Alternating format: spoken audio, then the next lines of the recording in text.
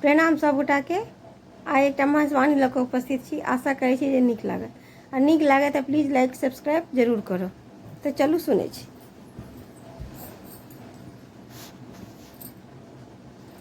फिरे शंभु के करण माँ गौरी दाई, बन में ना फिरे शंभु के करण माँ गौरी दाई, बन में ना आन त्यागल पानी त्यागल तागल परान माँ आन त्यागल पानी त्यागल तागल परान माँ बेल पत्र चिबाक गौरी राखल परन माँ गौरी दाई, बन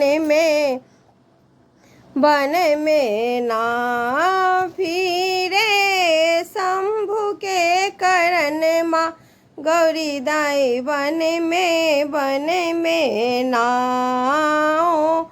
मकेलन जाप केलन नारद बभान माँ, होम केलन जाप केलन नारद बभान माँ, गौरी के लिखल छल गौरी के लिखल छल बुढ़बा सजन माँ गौरी दाई, बन में ना फिरे शंभु के करण माँ गौरी दाई, बन में ना इंद्र के इंद्रासन डोले विष्णु के आसन माँ, इंद्र के इंद्रासन